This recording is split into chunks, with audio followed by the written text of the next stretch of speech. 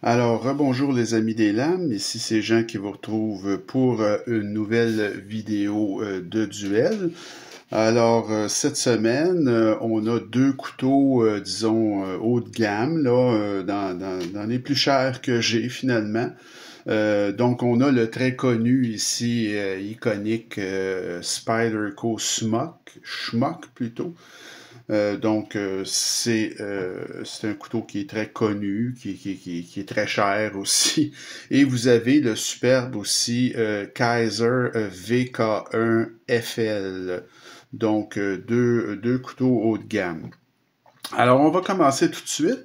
Avant de commencer, je fais toujours à l'occasion un petit rappel comme quoi je suis un collectionneur, je suis complètement indépendant, tous les couteaux que je vous présente m'appartiennent. Je respecte les lois canadiennes évidemment au niveau de mes achats et je n'ai aucune affiliation avec aucun manufacturier quel qu'il soit. Donc c'est un passe-temps pour moi tout simplement cette chaîne et c'est pour vous aider dans vos achats, vous donner des références en matière de qualité et de prix surtout à payer pour ces différents couteaux. Donc, c'est le but de la chaîne, évidemment. Alors, au niveau du Spyderco Schmuck, je dis tout le temps Smock, mais c'est plutôt Schmuck. Donc, c'est Kevin Schmuck qui a pris un contrat finalement chez Spyderco, comme ils le font avec plusieurs concepteurs, et il a produit ce couteau-là qui est devenu iconique, que bon, les amateurs connaissent ce couteau-là. C'est très moderne, disons que c'est un style unique, hein. Il y a à peu près juste ce couteau-là, il n'y a pas d'autre couteau qui ressemble à ça. C'est très robuste, un schmuck, hein, et ça, c'est une caractéristique qui m'avait frappé quand j'avais reçu le couteau. Je m'attendais pas à quelque chose d'aussi solide, d'aussi fort. C'est très robuste. Et c'est une construction, évidemment, de qualité. Au niveau du design du Kaiser VKL VK1FL, donc un nom que je n'aime pas tellement, euh, c'est un design de nommé Steven Kempa. Alors, c'est très futuriste, hein, je vous dirais, et c'est très, très chic. Alors, lui, il a vraiment une qualité remarquable au niveau des matériaux, là, ça fait vraiment haut de gamme. Le manche ici, je sais pas si vous le voyez, mais il est micro-machiné, donc c'est vraiment des deux côtés, là, c'est vraiment très, très, ça fait très haut de gamme et c'est un style vraiment très particulier, très chic, là. Alors, pour ce qui est du design, je vais vous avouer que j'ai jamais été vraiment un grand amateur du Spyderco Schmuck, moi. Alors, j'ai mis un avantage au design pour le Kaiser. Mais enfin, c'est peut-être pas l'opinion de tout le monde, mais moi, je trouve que le Schmuck, c'est pas un couteau qui m'attire au niveau du look nécessairement. Les matériaux, eh bien, le schmuck, évidemment, c'est du S30V pour acier. Le manche, c'est du fibre de carbone. C'est un clou qui est fait à Taïwan en passant. C'est du fibre de carbone, mais c'est le fameux laminé de Spyderco, même à ce prix-là, que je trouve épouvantable. Donc, si vous voulez un tiers, deux tiers, là, pour résumer ça rapidement, donc un tiers de fibre de carbone véritable qui est sur une base de deux tiers de G10, là. Vous avez le mécanisme de compression. Alors, ce que c'était le premier, à mon avis, à faire ça, c'est le compression lock, mais Kevin Schmuck a dit, ben, pourquoi on ne mettrait pas un bouton pour actionner ça? Maintenant, il y a beaucoup de manufacturiers qui font ça. Entre autres, Vastid le fait. Il y a d'autres manufacturiers parce que le brevet est tombé sur le compression lock. Alors, comme pour le verrouillage par barre, le brevet n'existe plus pour Benchmade. Alors, c'est la même chose pour Spyderco. Et Kevin Schmuck, à l'époque, avait fait cette petite trouvaille-là. Il avait mis le bouton et ça a fait beaucoup la réputation de ce couteau-là. Vous avez ensuite un clip qui est un clip très commun chez Spyderco, qui est réversible. Bon, Et c'est un roulement à billes, alors ce qui est rare pour un Spyderco. Normalement, c'est tout le temps des rondelles de bronze. Pour ce qui est des matériaux de notre VK1FL de Kaiser, ben c'est du S35VN au niveau de l'acier. Lui, c'est un roulement à billes et vous avez, comme je vous disais, le titane micro-machiné. Ça, c'est vraiment très bien fait. Le micro-machinage est d'excellente qualité des deux côtés. C'est vraiment très, très bon. Et vous avez un clip en titane qui est très, très bon clip là, en titane, mais qui est non réversible. Alors, au niveau des matériaux, là, j'ai mis également l'avantage au Kaiser sur le Spyderco. L'ergonomie maintenant. Alors, l'ergonomie chez Spyderco, on le sait que c'est comme une religion, là. Alors, bon, le Schmuck a quand même une ergonomie très bonne. Il y a une position avancée aussi qui vous permet d'avoir une grippe de force, là. Il y a de la dentelure sur le dessus, mais bon, c'est un peu... c'est pas le genre de dentelure que j'aime le plus, mais ça marche, là. On peut pas dire que ça marche pas, mais faut faire attention pour pas se couper. C'est vraiment, en tout cas, à mon avis, là, c'est pas une dentelure. C'est trop grossier comme dentelure et c'est assez rugueux, merci. Au niveau de la gâchette, donc il n'y a pas, de dentelure sur la gâchette, donc ça c'est assez ordinaire. Moi j'aurais mis un petit peu de dentelure ici, là, mais là encore une fois, ça fonctionne pour l'ouverture. Alors l'ergonomie elle est bonne sur un Schmuck, là. C'est un Spyderco, on peut pas dire que c'est pas bon, c'est même c'est très bon. L'ouverture, pas pour l'ouverture, mais l'ergonomie pour le Kaiser. Bon, alors lui, regardez la forme de manche, là. Alors, tu sais, c'est beau ça au niveau du look, quand c'est fermé, tout ça, mais quand le manche devient plus petit ici en arrière, c'est rarement un gage d'ergonomie. C'est quand même correct, là. Il n'y a pas de hotspot de clip, ou très très peu. Il n'y a pas de dentelure ici sur le dessus, pas du tout. Mais comme je vous dis, à cause de la forme du manche, ce n'est pas idéal. Il n'y a pas de position avancée là-dessus non plus. Mais c'est une prise à 4 doigts, là. Bon.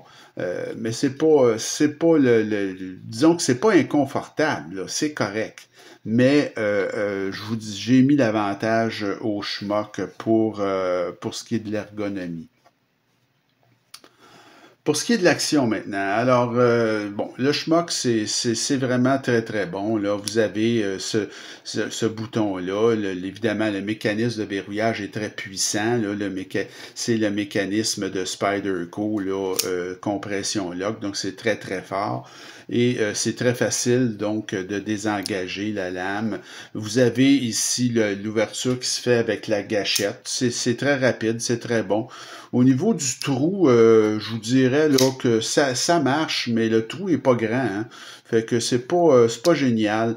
J'ai déjà vu bien mieux, évidemment, là, sur d'autres Spyderco, mais la gâchette fonctionne bien. Et l'ouverture, elle est rapide et sécuritaire, je vous dirais. Donc l'action à une main, ça se fait très très bien. Au niveau de l'action du Kaiser, ben c'est une action à une main, ça va. Lui, ils ont mis un petit peu de dentelure sur le dessus, pas suffisamment à mon avis, mais ils en ont mis. L'ouverture, elle est bonne. Bon, ça va bien. La gâchette, ça va bien. C'est une ouverture qui fonctionne bien. À une main, ouverture-fermeture, ça se fait bien aussi. Mais disons que dans l'ensemble, j'ai mis l'avantage au Spyderco Schmuck pour l'action. Le prix maintenant, eh bien, le prix, le Schmuck, c'est épouvantable. J'ai payé ça 295 $. Écoutez, ça fait longtemps que j'ai acheté ça. Dans ce temps-là, je mettais plus d'argent, puis je connaissais moins un peu, puis je voulais avoir des Spyderco, mais aujourd'hui, je ne l'achèterais pas, ce couteau-là, à 295. C'est trop cher. Mais bon, maintenant que je l'ai, je suis bien content de l'avoir, mais comme je vous dis, c'est son prix, 295. Ça vient jamais en vente. À mon avis, c'est trop cher. Le Kaiser VK1FL, ce couteau-là, je l'ai payé très cher aussi, ça fait longtemps, 270 $. Et aujourd'hui, imaginez-vous donc, il est produit par Bestech et non plus Kaiser.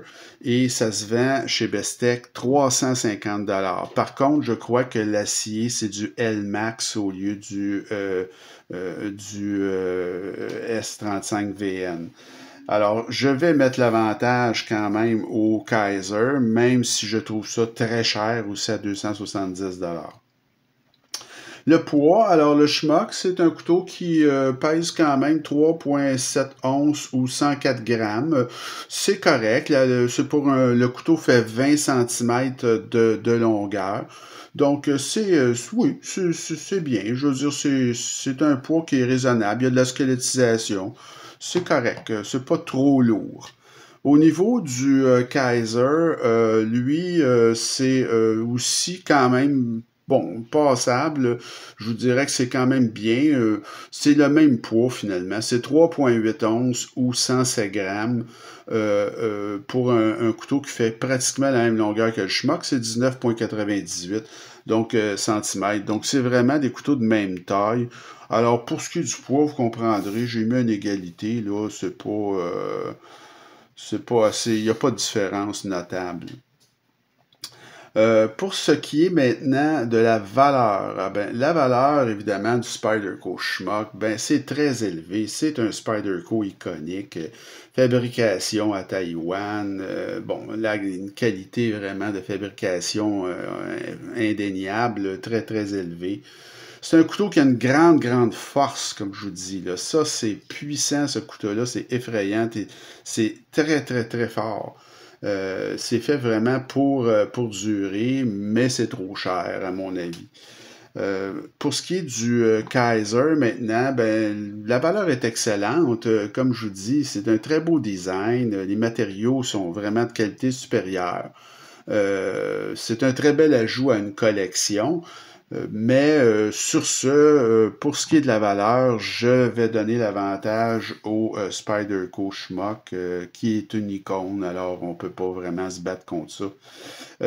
Au niveau de mon appréciation personnelle maintenant, le Spyderco Schmuck, c'est un style qui est très particulier, qu'on aime ou pas. C'est un couteau qu'il faut retenir que c'est très puissant, c'est un couteau super fort qui est fait pour les gros travaux, c'est sécuritaire. C'est un couteau qui est fait pour durer la vie, ça, finalement. Mais comme je l'ai dit à plusieurs reprises, c'est trop cher et c'est jamais, quasi jamais en vente. À l'évaluation, ce couteau-là avait noté à 8,9 sur 10. Pour ce qui est de mon appréciation personnelle du Kaiser VK1FL, ça a une allure unique, ça aussi, hein? C'est futuriste, ça passe pas inaperçu, les matériaux sont de grande qualité, le micro-machinage sur le manche fait vraiment hyper chic, ça, je vous dois le souligner. C'est très solide aussi, hein? Il n'y a aucun jeu, c'est très bien assemblé. C'est pas la meilleure ergonomie à cause de la forme du manche et c'est cher. Puis comme je vous dis maintenant, c'est encore plus cher. Puis c'est fabriqué par Bestech maintenant avec de l'acier L-Max à 350 $. C'est comme un peu hors de prix. À l'évaluation, ce couteau-là avait quand même noté à 9,38 sur 10.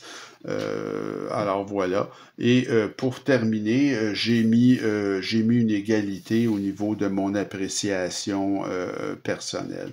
Alors, comme vous pouvez voir, là, il y a une égalité 5 à 5 au niveau du duel. Ces deux couteaux qui, pour des raisons différentes, j'arrive pas à les départager vraiment, dire il y en a un qui est vraiment meilleur que l'autre. Non, sont tous les deux très chers, trop chers. Et comme je vous dis, du côté du Spyderco, c'est iconique et c'est beaucoup plus fort comme couteau pour faire des gros travaux. Celui-là, il est plus un petit peu entre guillemets fancy et donne une allure plus chic, si vous voulez, avec son manche micro machiné. Alors, ça fait le tour pour notre duel de cette semaine. J'espère que cette vidéo-là vous a été utile et que vous avez apprécié. La semaine prochaine, je vous fais, ou la prochaine vidéo, je fais une autre vidéo de duel, donc des couteaux avec des prix beaucoup plus raisonnables, même on dirait pas cher. Cette fois-là, c'est des deux couteaux bouton lock, le CVV Cogent versus le CJRB Echo. Et je vais continuer à vous faire d'autres vidéos de duel, un autre après, et on va retourner ensuite à ma nouvelle, mon nouvel onglet, ma nouvelle playlist qui vous propose des couteaux iconiques et des alternatives moins dispendieuses. Donc, on va en faire encore plusieurs de ce format-là. Alors, il me reste à vous souhaiter une bonne fin de journée. Continuez à vous abonner à ma chaîne, comme je dis toujours, et à m'écrire. Et on se retrouve très bientôt. Salut!